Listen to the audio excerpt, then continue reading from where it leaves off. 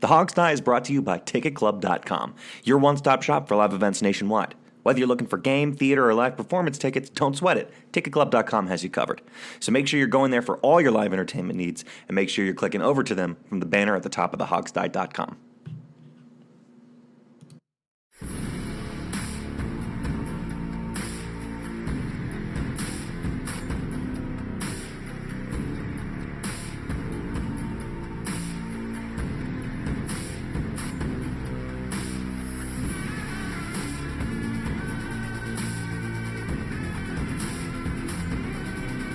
By fans, for fans, the Hog Style. And now, here's your host, Sean Conti.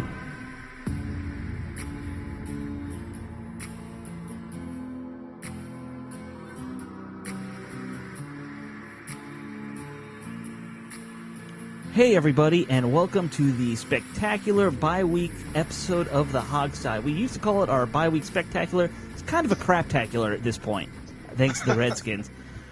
We wouldn't be having a bi-week special if we didn't have a guest, and we got one of our all-time favorites here, Mark Bullock from The Athletic, formerly from The Washington Post, where we all met him way back when. What was that, 7 years ago that you started working there? Yeah, it feels like forever ago that we started talking with Mark. Mark, how you doing?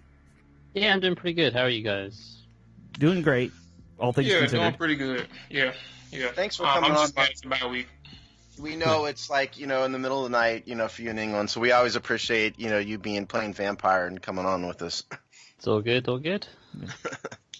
All right, well, look, I promised my team that I'll go ahead and take the reins with the first question, Mark, and truth be told, I'm pretty sure I can't really compare who else has been doing the film study and analysis week by week with the Redskins compared to you, but just in general, I just need to know, and we need to know, in your opinion, what the hell went wrong with this team? What went wrong? Where did it go wrong? and what are we looking at moving forward? I know it's a loaded question, but I got faith that you can answer every single thing. Well, yeah, it is kind of a loaded question, but we'll give it a go. So I think the issue for this year, if you isolate this year, there's issues that go on further than that with Snyder and Allen. But if you isolate this year, I think their biggest issue was that they kept Jay Gruden, which I don't think is a bad decision. I've publicly said a lot of times that I believe in Jay Gruden as a coach. Schematically, I love what he does. I as a coach, I think he's better than what he's given credit for. And as we've learned this week, he didn't have full say over the roster, even though and the Callahan has been given it, so they're willing to give an interim guy that, but not their head coach of 6 years. But whatever. He's been restricted and limited by the guys above him, and he managed to make the team relatively competitive most weeks, and that's a lot more than what most teams can say, what most coaches in DC can say. So I think but the issue when they went with Jay Gruden is that they then, knowing Jay Gruden was in a big year for him, basically a hot seat year where he either had to make the playoffs or he was going to get fired.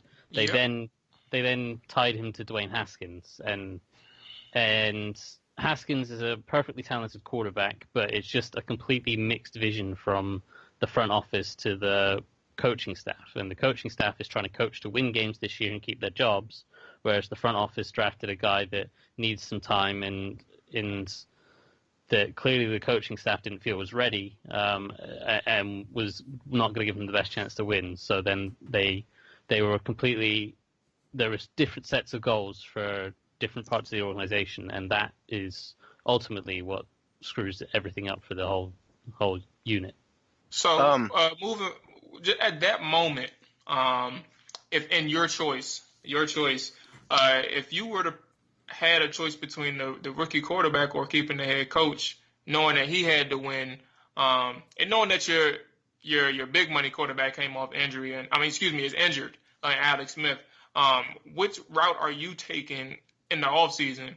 Are you sticking with the coach, or or are you getting rid of the coach and getting that younger quarterback and just starting anew? Which route are you taking? Because Yeah, well, I do believe that if you were going to go young, Jay Gruden had to go. yeah, I agree with you to some extent. Either you had to give Jay Gruden another big contract extension and say, hey, we've not done you well so far. We're believing in you long term, and we want you to take the pressure off you, and we want to build around this quarterback and you. But they were never going to do that. So yeah, it was either essentially go with Gruden or go with the rookie. I personally like Gruden, so I probably would have gone with Gruden, especially as they didn't know Haskins was going to fall to them, and they didn't appear to be kind of desperate to go and get him because they didn't trade up for him. So they let him fall to them, and then they took him. I think that speaks to just the plan not being desperately clear as to what exactly they wanted. And so if they had set it out that we're moving on from Gruden last year, they hire a new young offensive-minded coach, and they go and draft him Haskins, and that's the group that they're building with, then that would have been totally acceptable. But to chain Gruden to Haskins and have two different objectives within the organization kind of has screwed them up, I think. First of all, say it isn't so. You're saying the front office doesn't have a plan. I'm shocked. It's just amazing. Let's get into some X's and O's. You wrote a piece on Dwayne Haskins this past week. Obviously, he's kind of question number one on the minds of all Redskins fans. So we want to know really what you're seeing in Haskins. And specifically, what I saw is a guy this past week who was a bit nervous in the beginning. He got better. I thought he had some problems in protection calling. He missed a couple reads. The ball kind of came off his hand funny in the beginning of the game, I thought, but he got better. By the end of the game, he was at least a little bit better. So what have you seen in Dwayne Haskins so far, and where do we go from here with this kid? Yeah, I think a lot of the issues stem from his pre-snap process, which I've written about a lot this year, and clearly he's had some issues getting to grips with the terminology of Gruden's West Coast offense, and a lot of people do. So that's not exclusive to Haskins. It's not necessarily a knock on him. And it was something that a guy that has come from basically a no-huddle offense at Ohio State, where they got plenty of calls from the sideline, and a lot of it was one-word play calls, to then go to Gruden's play calls, which can be 15 to 20 words long sometimes. That was always going to be a hard transition for him to make. And so I think what we've seen in his two relief appearances when he's come off the bench was he was struggling with that process of spitting out the play calls, getting people lined up properly. And when you're not sure where someone's meant to be lined up, how are you meant to know or trust where he's going to be when he runs his route? So I think that messed him up mentally. But this week, with having the full week of preparation, and they had a clear plan for him, there was some nerves of that early on, and there was some issues throughout the game, I felt, where there were still obvious points where he wasn't getting the play call right. There was the screen in I think it was the third quarter that stood out to me, where Adrian Peterson and Chase Roudier went left, but Brandon Sheriff went right, and Haskins kind of had to bail out and run to the right as well. That screams to me that there's still an issue there, and it's going to take a while for him to get used to. But I think overall you could see the progress slowly as the game went on, as he built in confidence with spitting out the play calls and getting used to it and having an idea of what was coming next, and talking to the coaches between series. I think you saw progress, and as the game went on, you saw him start to grow in confidence, and you saw them getting to the line of scrimmage quicker, out of the huddle quicker, and he was generally not bad with his he was excellent with timing throws, which is a very good sign, because timing throws are something that you need to have confidence in your receivers, you need to have confidence in your protection, you need to be able to have confidence in spitting out the play calls and making sure everyone's on the same page. So that, I think, is the most promising sign from him, and we saw that as the game progressed. And so I think there's certainly encouragement to take, but there is still steps for him to progress going forward. You mentioned the timing throws thing, and this is something I've noticed as well, and I think I actually asked you about this a little bit on Twitter at one point. Do you think that they can build a successful offense for him around being timing throw heavy for the rest of the season? I mean, because he definitely does struggle with the classic just sit in the pocket and try and read the defense and read the offense, get to his fourth guy or whatever he needs to get to. And I agree with you. The timing stuff, like bootlegs and a lot of these simple screen passes, he's great at those. Can they build something around that, you think, for the rest of the year? I think they can. I don't necessarily think they have to limit him to the timing things. I think he does the timing stuff well. And Ohio State, they did a lot of underneath stuff, which was all based on timing and quick reading, and that stuff that he excelled at. And it's not to say that he can't do a full field progression. He did that at Ohio State, and I think it's something he did well. And it's something that he anticipates throws, and he will quickly, when he's feeling confident, he will quickly progress from read 1 to 2 to 3 and find the open receiver. And I think there was evidence of that against the Bills when he was confident that he had got the play call out correctly and was confident that everyone was lined up correctly. I think that is the biggest thing for him. I don't think you necessarily have to limit the offense. And I say that as someone that wrote an article about limiting the offense somewhat. Yeah. But my piece on that was more about limiting the amount of formations that they run, because they like to vary a million formations and motions and stuff. And that is when it can get particularly wordy. And that's when he can have issues. And so my thought was, if you do what McVay did for Jared Goff, you cut down to basically McVay ran pretty much 2 or 3 formations most of Goff's second year or his first year with McVay. And that allowed them to basically get lined up straight away. And then McVay could talk to Goff at the line of scrimmage over the headset before the communication shut off at 15 seconds. And that, to me, sounded like a good strategy to use with Haskins. It would allow him to split out the play call very quickly, get to the line, and then have a look at what the defense is doing and call an audible or two. And I don't think he's struggling with the concepts necessarily. I think it's just the formations and the words and the terminology of the system that gets him messed up. And I think if you can simplify that part, then the concepts will come with it. Yeah, you actually went right where I wanted to go with you next in terms of simplifying the offense, because I know you wrote about that. Specifically, what formations would be best? I mean, what 2 or 3 or 4 should they start with this kid that we'll be able to see and kind of know?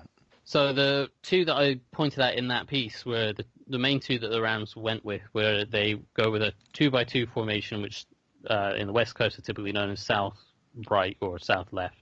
And it's a tight split on both sides with the Z receiver tight to the tight end side, and then you have the X receiver on the line of scrimmage and the slot receiver stacked just behind him, slightly outside. And then the other formation would be a typical bunch right formation, but again all tight to the core. So they have room to work outside and expand the offense. So those were the 2 that the Rams basically ran pretty much the entire offense out of for Goff's rookie year. And I would say pretty confidently that the Redskins could run the majority of their offense out of those 2 formations, or with a couple of motions from those formations. Well, when you say, and I only ask this because I think this is kind of relevant to Dwayne's situation. When you're saying his rookie year, are you talking about with McVay or are you talking about under Jeff Fisher? No, with McVay, yeah. All right. With Fisher, they overloaded him, and he had similar issues to Haskins. But when McVay went in, McVay came in with this clear plan of limiting the amount of formations and allowing Goff to get to the line of scrimmage quickly, and then McVay would talk over the headset and say, "Oh, I see that they're running cover 2. We'll run this cover 2 beater audible to it," and then that's basically how it would work. I think you have a good idea there. I just don't think those are the best formations given our strengths on this team, which are the running back and 1 speed wide receiver. I would wonder if maybe there's different formations, but I like the concept of what you're saying. Just simplify it by maybe saying, all right, go with 1 power I formation and then 1 shotgun formation and run with that or something. Well, Well, the issue with going with that kind of thing is it then tips like, oh, we're going to definitely run out of the power I formation, and then we're definitely going to pass out of the shotgun thing, where you can run both of the formations, the formations I listed out of the shotgun or under center if you wanted to. Oh, okay, I gotcha. Yeah, so they're not exclusive to you. It's essentially you can run any formation if you want out of the gun or under center. You just have to tag it with gun beforehand. Got it. So it's not that they have to. Each formation has an exclusive. You have to run out of the gun or out of under center. That can be changed pretty easily. Okay, I and get that's kind of what I was trying to get at, because there was one thing that I think worked well. It's kind of crazy how it's the inverse of the situation that we just talked about with golf. But what I think was working well last year with the Browns and Baker Mayfield is how they simplified the offense for Baker once Freddie Kitchens became offensive coordinator. There was a lot of two tight end sets, a lot of max protection at times. It simplified Baker Mayfield's reads. It allowed him to look between 1 and 2 receiving options down the field. But at the same time, it brought about his success. He limited his. Well, he was a terrific passer, and that's what everybody looked at. That's what his stats looked like once the change happened to Freddie Kitchens. And one of the things that I look at and I'm not comparing the situations directly, but what I'm saying is, to an extent, if the Redskins know what can work best with Haskins, they see him every day, they practice with him, they develop him. There's something that I believe. In my opinion, play action works best with rookie quarterbacks in a good run game. The run game is already there to a degree. It's not the best. Sometimes it can become predictable. But at the same time, understanding that play action would be his best friend, and also having a solid run game, I think there are some things that you can work with in those formations that works best with Haskins. You don't necessarily have to do a power formation. You don't have to have 6 offensive linemen, extra block or anything like that. You can find ways to utilize your strengths, but also saying, okay, if you still think we're going to run, we have this option where we're going to use our best receiver, or we can use Paul Richardson, even though we don't have any tight ends, no inside help really, no receivers at running back. You only got AP, but you can utilize these guys in this particular way, and I think Kevin O'Connell will figure that out. Mark, do you have any ideas or any ways you would lean in terms of the best formations or the best plays that can utilize Haskins' strength and what the Redskins do well? Yeah, well, the formations that I mentioned, like as I say, the Rams ran their entire offense out of those, so they could run all the different run schemes, they could run all their play actions. All out of those types of formations, and that's why they pick those formations, because it gives them a 1 2x2 formation and 1 3x1 formation, so they can run essentially everything they want to out of those formations. And they had personnel, they stuck to basically 11 personnel the whole time, so 1 back, 1 tight end, 3 wide receivers. But Cooper Kupp as their slot receiver has good size and is an excellent blocker. So a lot of the time he almost worked as a second tight end. And in the kind of Gruden-McVay system, the second tight end and the slot receiver are somewhat interchangeable with concepts. A lot of the concepts that you see in their playbook is they literally label it as U tight end, which is the second tight end, or zebra receiver underneath it. So it's literally can be the exact same play call. They just interchange the personnel. So I think they can do basically everything they want to out of the 2 formations that I listed and I wrote about in that article. And then it's just a case of once you limit that, then I think you can expand the amount of concepts that you run, because Haskins isn't worrying about, I've got to learn 90 formations and 30 different motions. I know 2 formations, I know a handful of motions from those formations, and now I can just focus on the concepts. So obviously you want to run the timing stuff that he's clearly been good at. You want to run the shallow crossing stuff, a lot of the middle triangle stuff that I've written about before with the drive concepts, or the mesh concepts, stuff like that. And you can build in intermediate and deeper shots off of those kind of concepts. So that would be the direction I'd go in. The stuff that he's clearly comfortable with. Obviously, mesh is the big one for him. He ran that 5 times a game at Ohio State. Yeah. So that would be the big one to go to, which they haven't gone to as much as I would have thought, but they certainly could do a lot more. Well, let's stop you right there, because you just brought up an interesting point. You mentioned the mesh concept. That's been going through my head for weeks. Why aren't they doing this with this kid? Because, he did it all the time at Ohio State. Is this Bill Callahan's fault? Tell us about what Bill Callahan has done or not done with Haskins as compared to, I guess Jay Gruden didn't do anything with him, but it seems to me that Callahan's offense has been so run heavy, and he really didn't get much of an opportunity to do much of anything really against the Bills. So where should Bill Callahan? Where's Bill Callahan going to go? All you said sounds wonderful. I just don't think he's going to do any of it. I guess that's I don't think Bill Callahan is going to do any of that. No, I'd agree. I think Bill Callahan is pretty much set out his stall of he's going to try to run the ball, and when they can't run the ball, they'll let Haskins throw a 5-yard pass, and then they're going to try to run the ball some more. So I don't know how much of this I can give away, but Ben Standig with The Athletic did an interview with Kevin O'Connell before the Bills game, which I think is going out tomorrow or Friday. And he asked O'Connell about just how much this offense is his compared to Callahan. And there was an interesting perspective of there is a certain amount that Callahan is kind of imposing on O'Connell. O'Connell is the play caller, but Callahan is dictating, his philosophy of wanting to run the ball.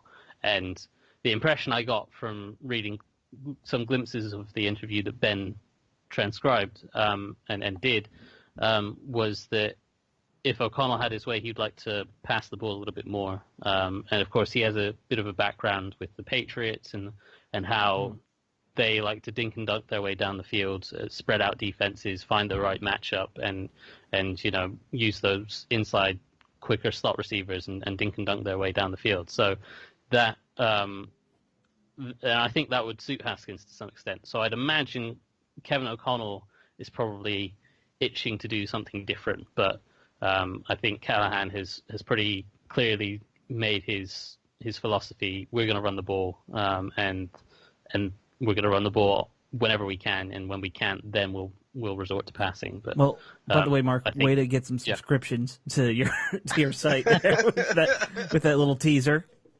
Yeah, hopefully I've not given away too much there. I didn't want to steal Ben's thunder on that, but it may be released by the time this episode is released. It's good promotion. Yeah. Yeah, it should be out. I think they were planning to put it out Thursday or Friday. I can't really remember. Well, this will be up Thursday morning, so hopefully it's Thursday. Yeah, we'll bleep you out, Mark. Don't worry. We'll have a big line. Beep. No, but okay. So, and we need to move away from Haskins. There's plenty of other stuff to do since this is our bye week spectacular or craptacular. Haskins is most important, and we know. Yeah, it is. So, here's $1 million question, and it's probably unanswerable now.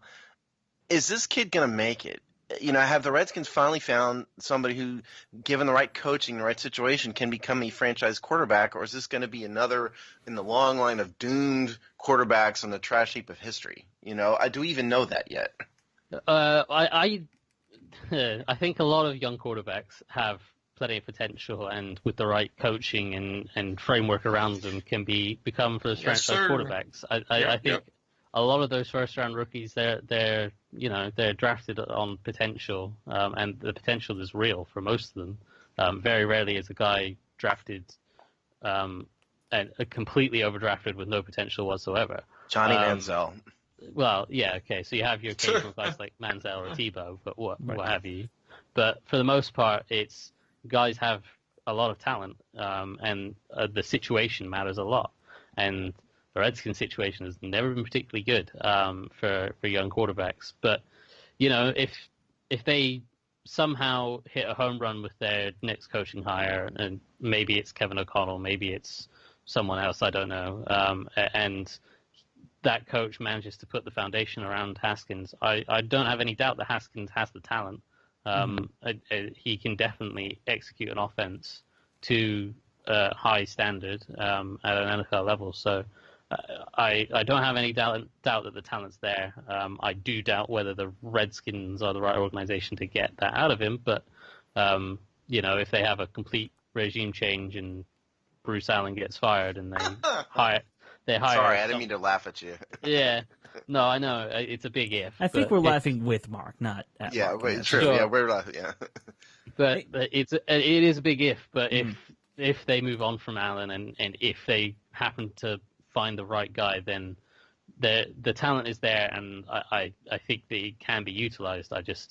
It's a big if the front office is able to get everyone on the same page. So one thing, I know we want to move on, but there's one question I had written down that I want to ask you about.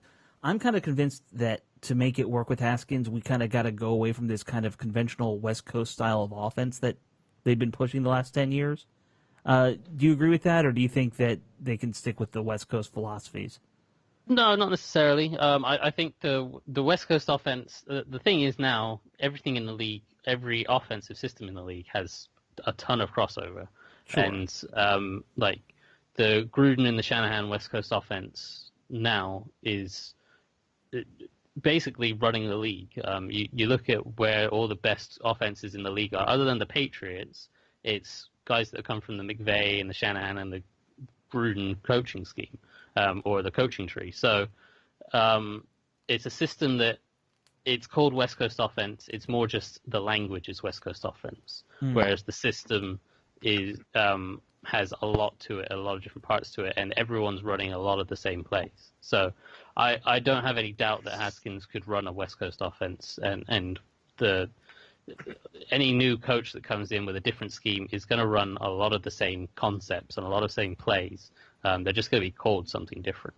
So that's the real main difference. Back in the day, like a West Coast offense was, we're going to run short passes on rhythm and on time to, because we can't run the ball, we're going to do short passes, an extension of the run game, and dink and dunk our way down the field. And that is what a West Coast offense used to be, but then it evolved, and you have the likes of McVay and Shanahan and Gruden that are taking more shots down the field, and it's just the terminology of the system. Whereas the Patriots, they have different terminology in their system. They don't run a West Coast offense, but stylistically, it's closer to what a West Coast offense used to be, because it's a lot of short passes and dinking and dunking their way down the field. And I think that's also taking advantage of Tom Brady's physical status when he's in his mid-40s, too. Right. Sure, exactly. I think, but more to this point, I think actually I kind of disagree with Alex a little bit in that Haskins did do that at Ohio State. What we saw, what I saw with him at Ohio State is he can quickly move through progressions and get the ball out quickly. It's just a matter of him kind of getting used to it in the pros, and there's a lot more pressure, a lot more disguised coverages and all that. But fundamentally, he did exactly what you're talking about at Ohio State. It's just a matter of kind of translating it to the NFL, I think. Yeah, and I wrote back at the draft that you watch Ohio State film and you watch Redskins film, a lot of the concepts carry over. Very similar. That mesh thing, they did it all the time. And mesh is something that Chip Kelly took the league by storm running mesh, and with mesh has been something that's been in West Coast offenses and around the league for years. But Chip Kelly's version with the running back on a wheel route as the primary was what was different and took the league by storm, and then everyone started running it. So it's not like they're running schemes that he doesn't know. It's more that they're different. It's a different language for him to process. So that's what I think is tripping him up more than anything else. Yeah, and I also think it points back to, you didn't say this directly, but just diagnosis early in the pre-snap. I just think, or even during the play, it's just sometimes even though he can understand the play that he calls or that the coaches call, sometimes just processing what he sees on the field can also hinder how he reacts. So, yeah, he's seen similar concepts. He knows the plays per se, but understanding how a defense reacts live in the NFL and how they're going to be complex and not so similar on every single play is going to be something that he has to get used to. But also just how he reacted in the preseason game by game, he improved from week to week. So I think this bye week and having a second consecutive start, whatever it is, I tell people, listeners all the time, I have not looked at any film this year. So whatever it is that he's been struggling with throughout the weeks, coaches are going to look at, he's going to look at, but I do have faith that what happened in the preseason, he'll be able to continue developing, whether it's self-taught or whether it's working on his craft with the coaches and himself. So we do need to move on at some point. Eric Flowers, he took a lot of hell from the fans, obviously in the beginning of the year. Especially when they had him lining up at the tackle, it just wasn't working. But my amateur opinion of Eric Flowers after 9 games is that he's doing pretty darn well. So your thoughts on Eric Flowers? Yeah, well, I was probably front of the queue saying Flowers is not going to work as a guard, and he doesn't have the technique, and moving inside does not help the technique. And I even wrote, I think, before the final game or before the opener that he shouldn't be the starter. So I definitely have to run that back and apologize to Flowers because he has been very good this year. I say very good. It's not that he's played without flaws. He has had issues in certain aspects of the game, but he's been far better than anyone could have anticipated. And I imagined he's probably been better than what the Redskins would have anticipated, especially given that he didn't have a full training camp and full off-season playing at guard. He played a lot of tackle until they got Donald Penn in so he could kick inside and get some experience at guard. But they've clearly done a lot of work with him, making sure that he doesn't bend from the waist as much as he used to. So that means that he's better balanced, and he has a better hand technique to rely on. He does a lot of jump sets where he cuts the distance between himself and the defensive lineman, and then he gets his outside arm or outside hand to the outside shoulder of the defender, and that allows him to cut off any outside rush. And in preseason, that was all he was doing, and that left him very vulnerable inside. But what he's done as he's played more is he's learned to get that inside hand to support inside and secure the inside of the defender, and that's allowed him to keep the defender in front of him. And so when he gets that technique right, he's been good. And as I say, much better than I expected him to be.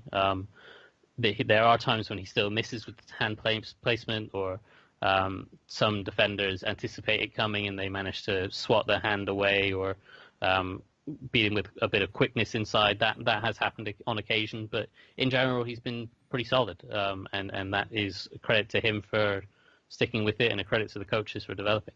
Yeah, I kind of think his strengths, if he can get his technique right, like you're talking about, fit guard a little bit, because he's in a phone booth.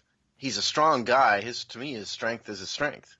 And if you don't have to beat the speed rushers on the edge, and it's just exacerbated by his awful technique and is so inconsistent, I think it makes it a little bit easier on him.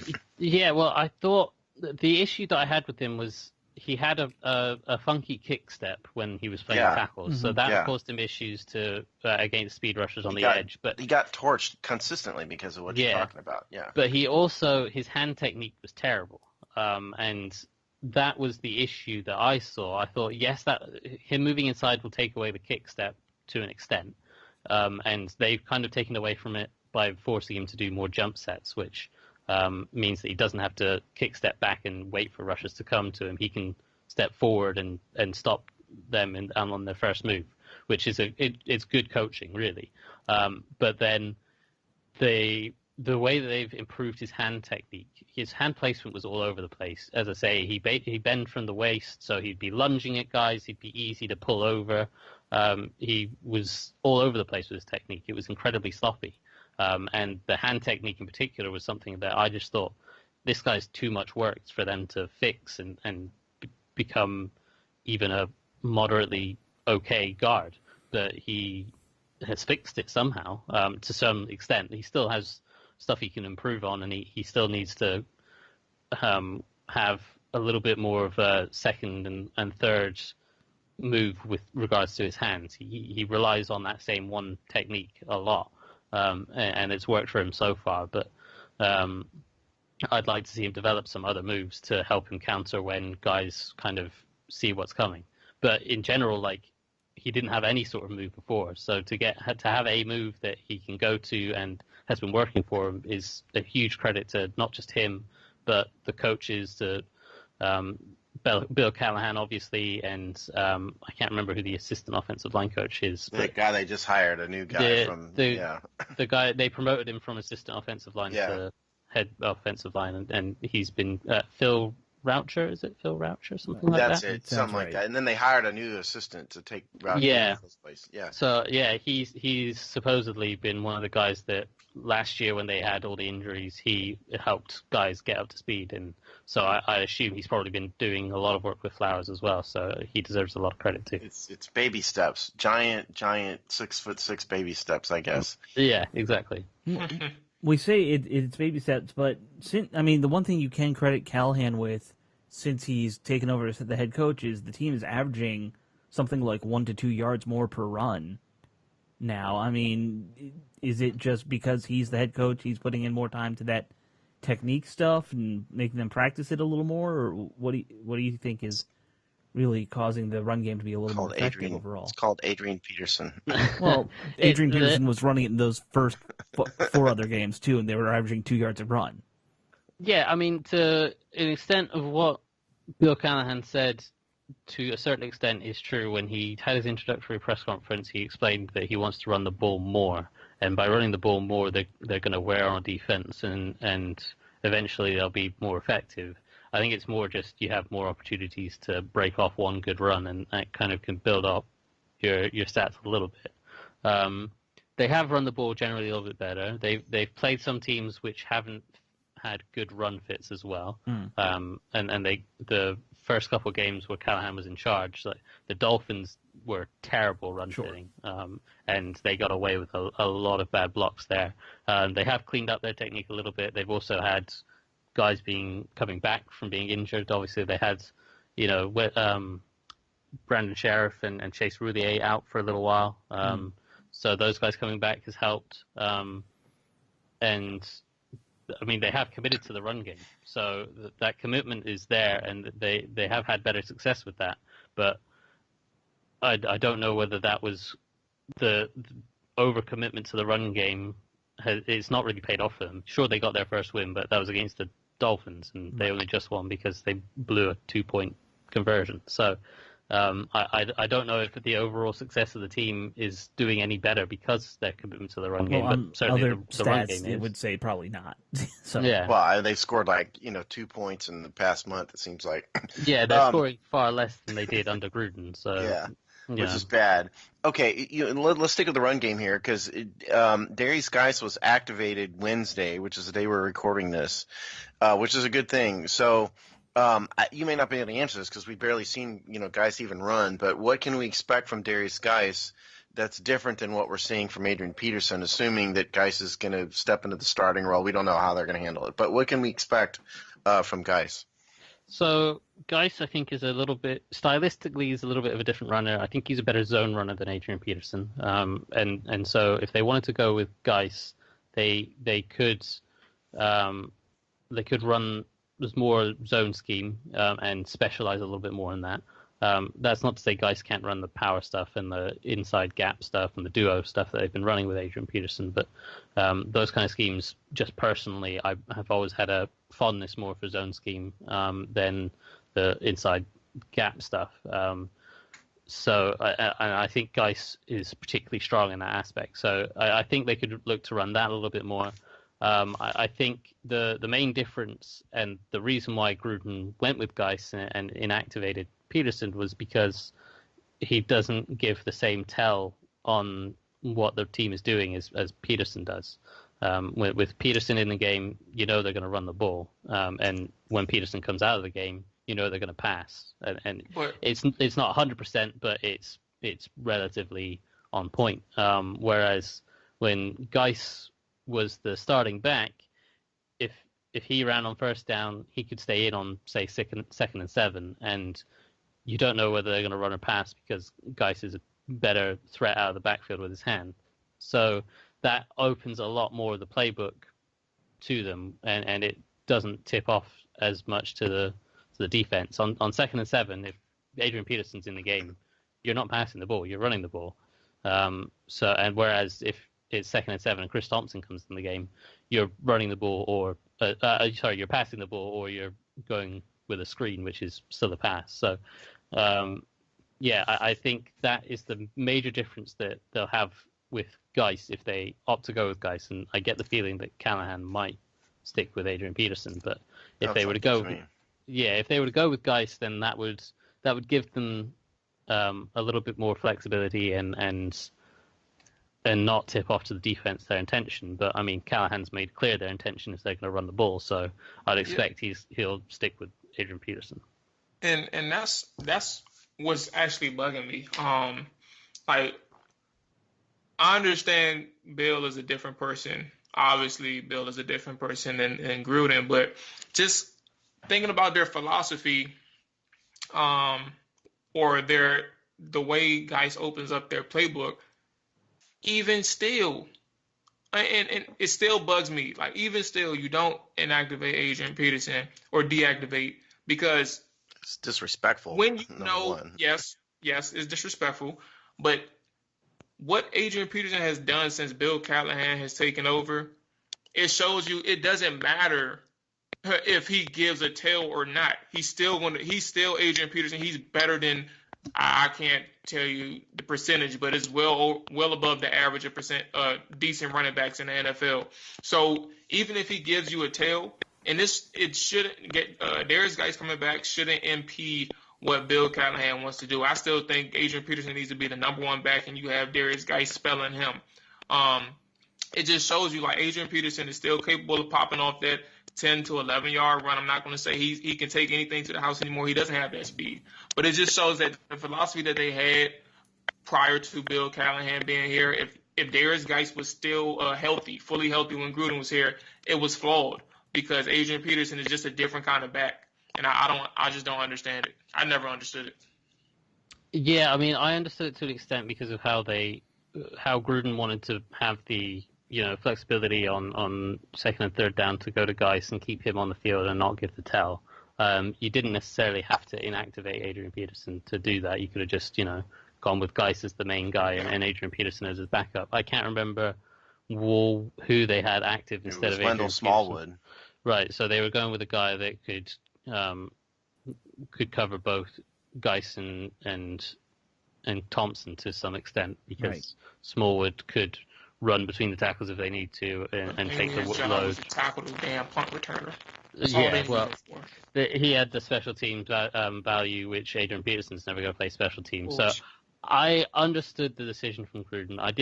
I don't necessarily say like he definitely should have had Adrian Peterson inactive, but I understood, Smallwood plays special teams. Smallwood could fill in both Geis's role and Thompson's role, whereas Adrian Peterson fills in on one role, doesn't play special teams, so he's a much more limited player. And if they're going to go with Geis as the main guy, then that's why you don't keep Adrian Peterson active. But I mean, you could find a way to say, well, Adrian Peterson be active, then we'll put someone else down, maybe a linebacker or something. I don't know.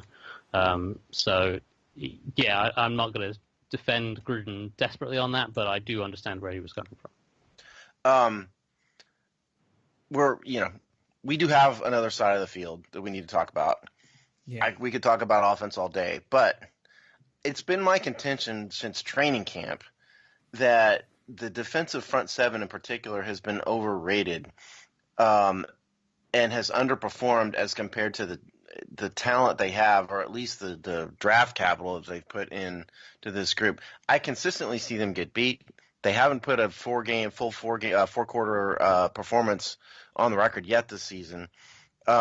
So I don't know what's wrong with these people. Maybe it's just me. Maybe I'm totally wrong. So talk to me about what you're seeing in the defensive front seven, in the defensive line, and why they're just at times they're just getting run all over. They still have Devin Singletary nightmares, from last week.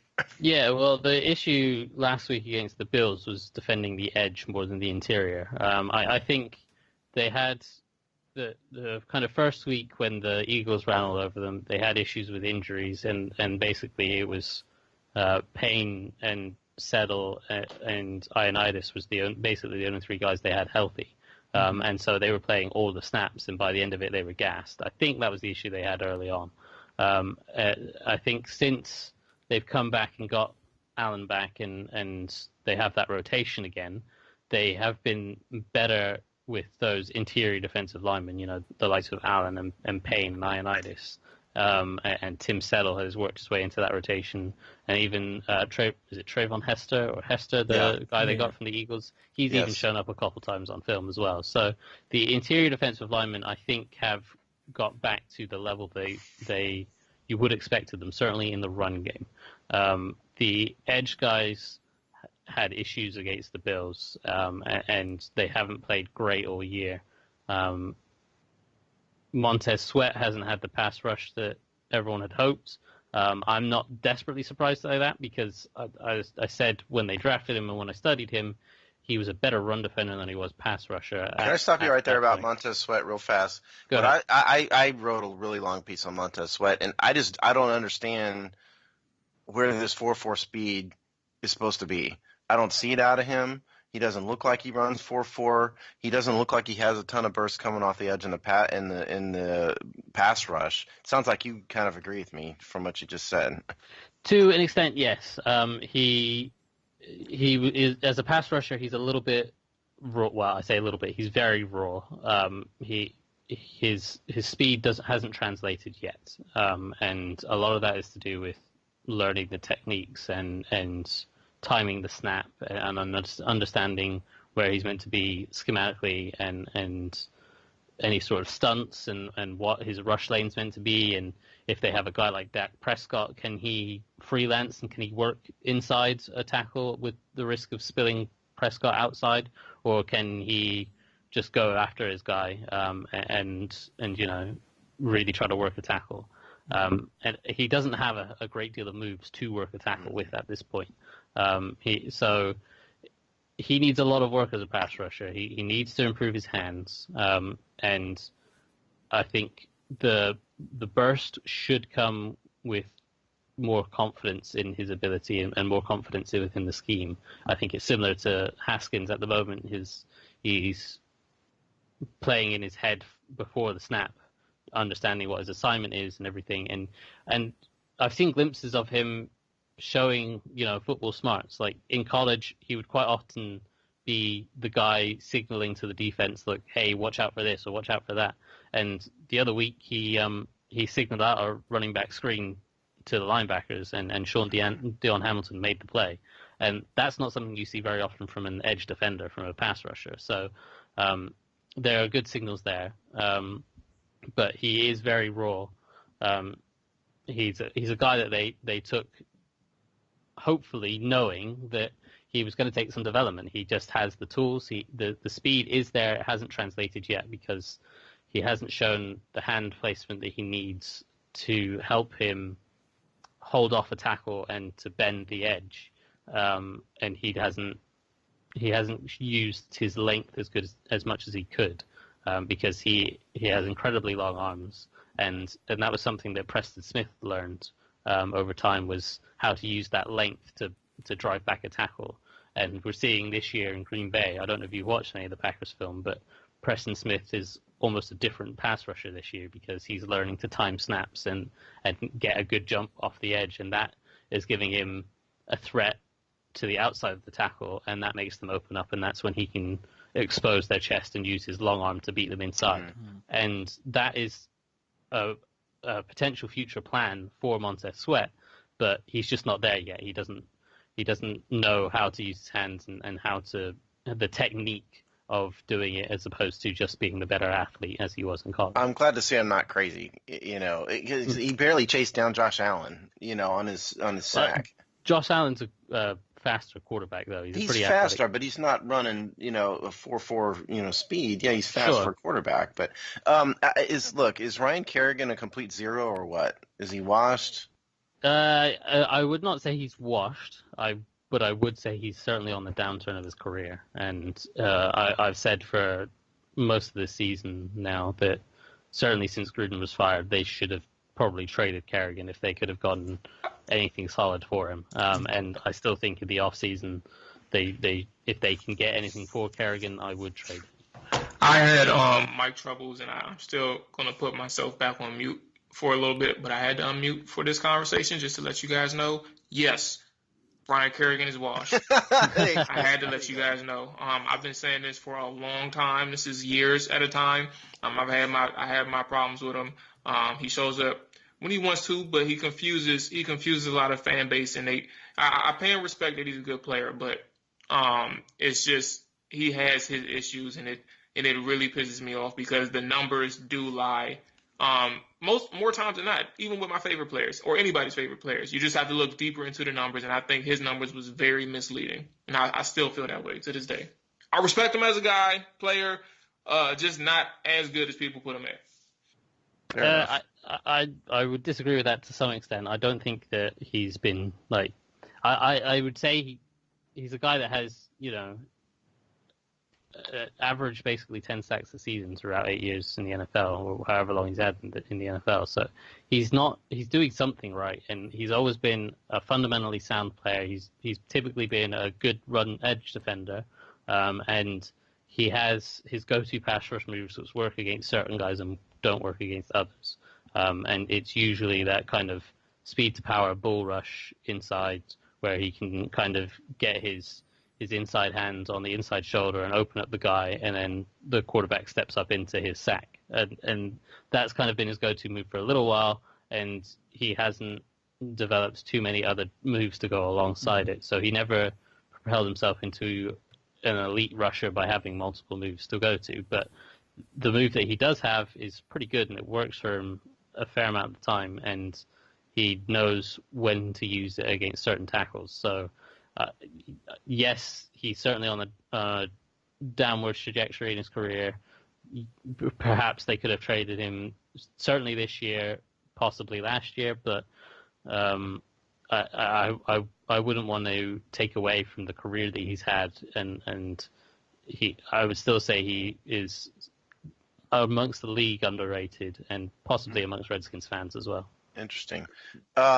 We're running out of time here, but so I did want to address the secondary, which seems to me to be almost a bigger mess.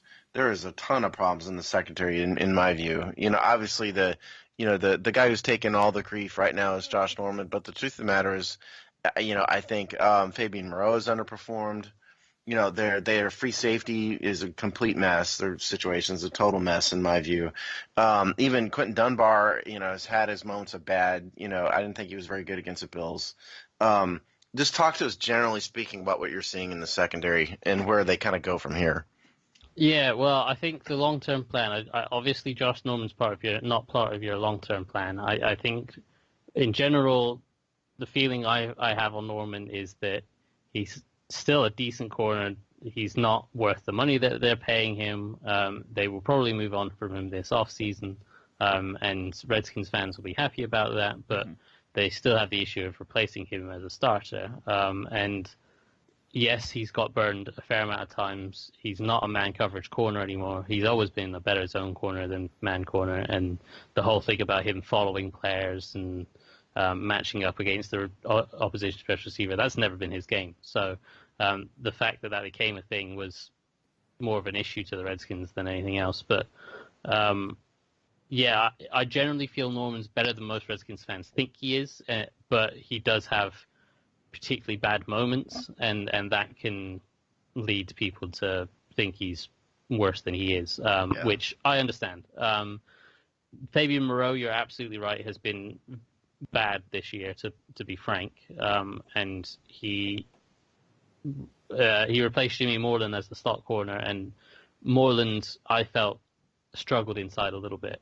I think he's more suited to playing outside, and maybe he's a guy that you give an opportunity to take over from Norman if you don't get a number one corner in the offseason or a number two corner in the offseason, and you let him play outside. But I think there's still potential there for Moreland, but he has underperformed, and he struggled inside, where he can get beat both ways. And a lot of corners do. And Fabian Moreau is struggling with that right now, and it's not been a good year for Moreau at all, and I don't know whether he's still dealing with injuries. I know he came into the season hurt, so I don't know whether he's still dealing with that rust or what have you, but it's just not been good for him. Dunbar, in general, I think has been superb. You're right, he underperformed against the Bills. He did struggle against the Bills, but in general, I think he's been a very, very, very good corner for them, and he's been a guy that they have been able to be versatile with, and he's matched up on tight ends.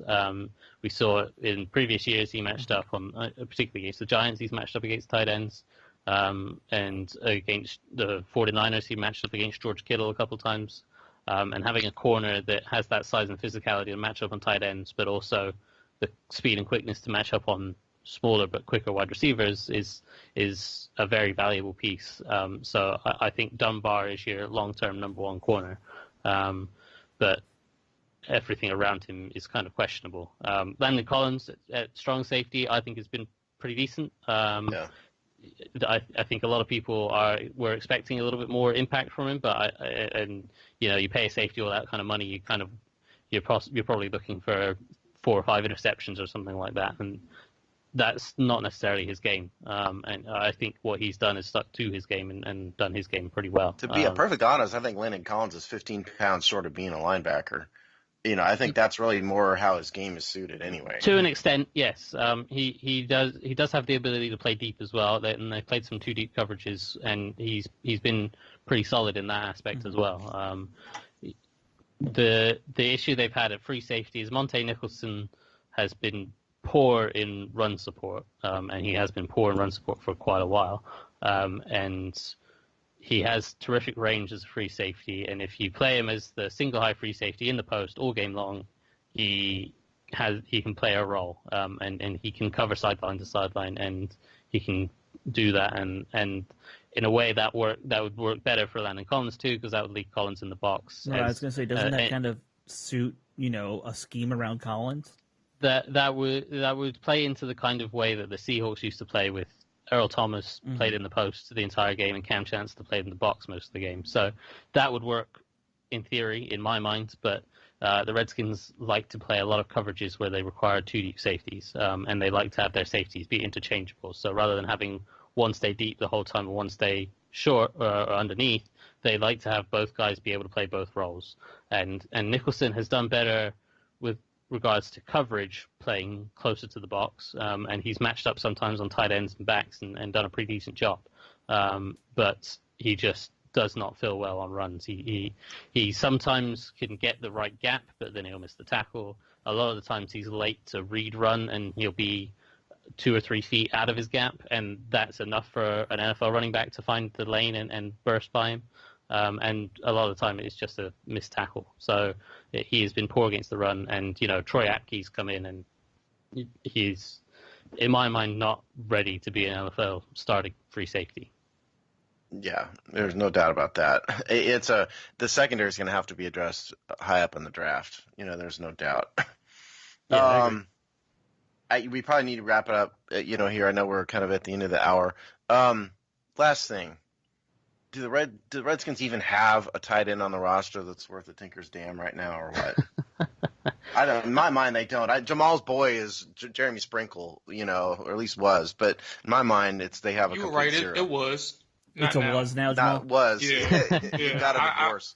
He was at one point. I liked what I saw at training camp, and then over the 2 years where he wasn't utilized, but also. He just wasn't the guy. Like when he had his opportunities, opinions changed. His performance didn't impress me. Sure, I get it. Yeah, I would say Jeremy Sprinkle is fine if he's your 3rd tight end. He's not a starting tight end, and he hasn't developed into the blocker that they could bring in as the 2nd tight end either. So he's kind of your 3rd tight end that.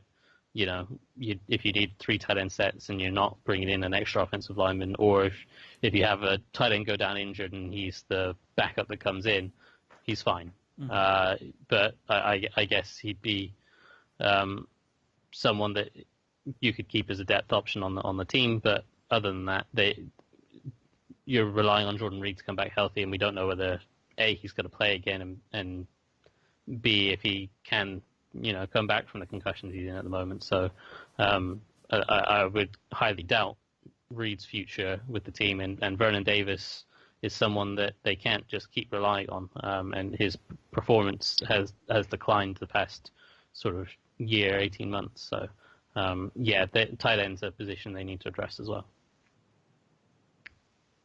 All right. Yeah. Alex, you have anything else?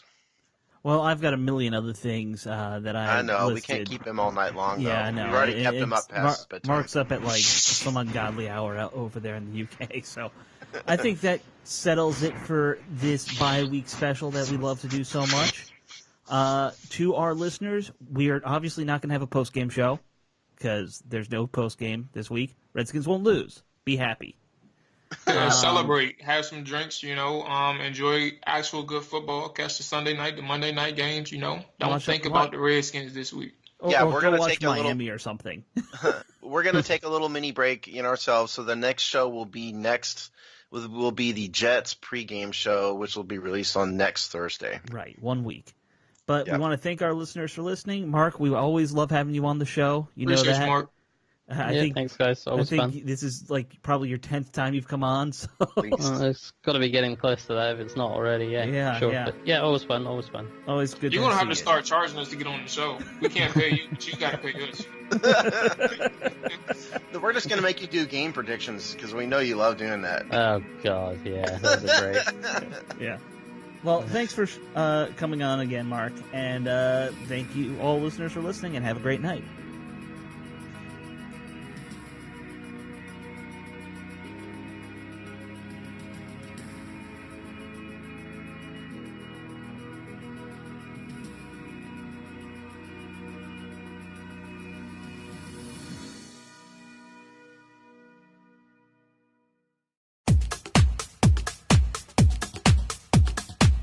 I'm Dave Lewis, a massive Liverpool supporter.